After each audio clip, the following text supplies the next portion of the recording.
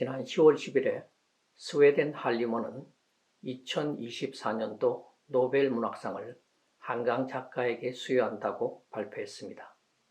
한강 작가는 노벨 문학상을 받은 아시아 최초의 여성 작가가 되었고, 한국인들은 노벨 문학상 수상 작가의 작품들을 번역 없이 모국어로 읽게 되었습니다. 한편 11월 초 미국 대선에서는 언론의 예측과 달리 트럼프 후보가 해리스 부통령을 크게 앞서며 다음 대통령으로 확정되었습니다. 트럼프 당선인은 연일 트럼프 스톰이라 불리는 행보를 통해 한국을 포함한 전 세계의 이목을 집중시키고 있습니다. 선거 기간에 트럼프 전 대통령은 취임 첫날에만 독재자가 되고 싶다고 말했고, 취임 첫날부터 1,300만 명의 불법 이민자들을 어떤 경제적 대가를 치르더라도 추방하겠다고 공언했습니다. 그런데 참으로 놀라운 점은 약 90년 전에 트럼프 대통령의 당선과 유사한 상황을 묘사한 소설이 미국에서 출판되었고, 이 책의 저자는 미국인으로서 노벨 문학상을 처음 수상한 작가라는 사실입니다.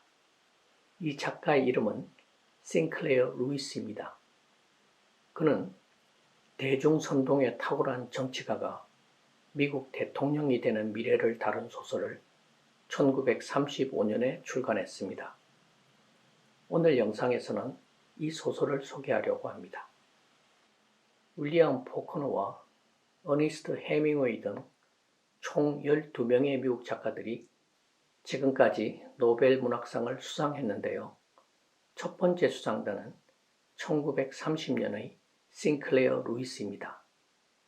루이스가 1935년에 발표한 It Can't Happen Here 라는 작품은 일어날 수 없는 일이야 라는 제목으로 우리나라에도 번역 출판되었습니다. 이 작품은 미국 사회의 정치적, 사회적 위기를 풍자적으로 묘사한 디스토피아 소설입니다. 소설의 배경은 1930년대 대공황 시기로 경제적 불안과 정치적 혼란 때문에 급진적 이념이 대두하던 시기였습니다.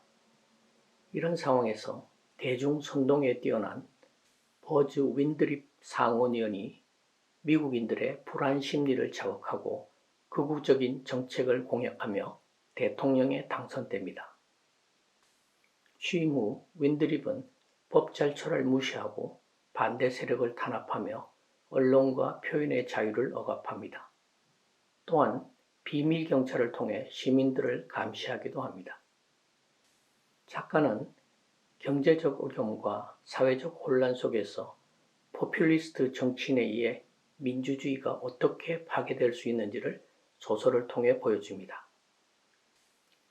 이 소설의 주인공인 윈드롭 후보가 내세운 대선 공약을 보면 신약 성경에 맹세하지 않는 유대인과 종교에 관계없이 미국의 충성을 맹세하지 않는 사람은 공직은 물론 교사, 교수, 변호사, 그리고 산부인과 의사를 제외한 의사가 될 수 없게 하겠다.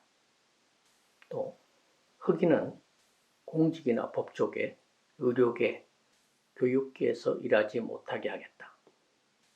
간호사와 미용사를 제외한 모든 직업에서 여성을 배제하고 여성은 가정주부와 어머니의 역할이라는 신성한 의무를 되찾게 하겠다 등등을 포함하고 있습니다.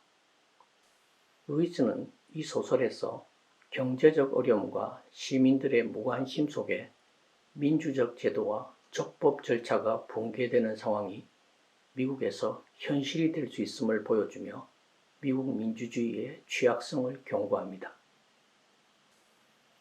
미국은 200여 년간 민주정치와 법의 지배를 발전시키며 이걸 전 세계의 모델로 제시해 왔습니다.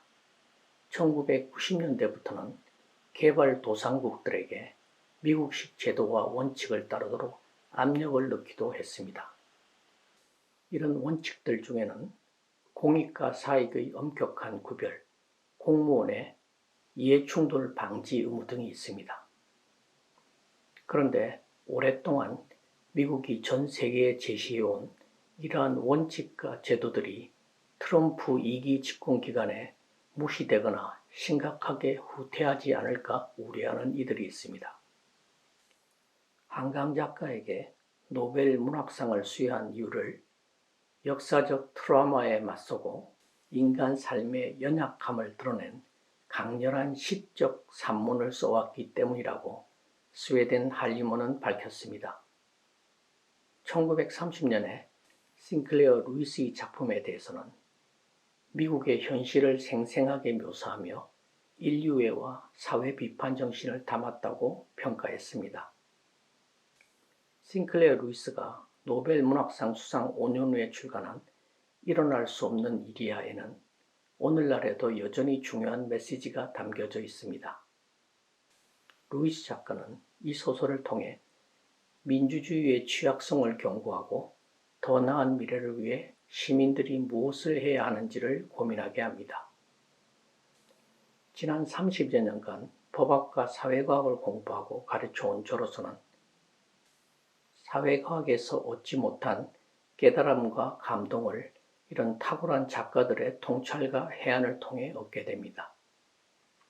트럼프는 미국 우선주의라는 애국심에 호소하고 전통적 가치 수호를 외치며 당선되었습니다. 작가 루이스가 90여 년 전에 쓴 소설 속의 인물 윈드롭과 현실의 트럼프가 공통점이 많다고 보는 이들이 있습니다. 여러분은 어떻게 생각하시나요?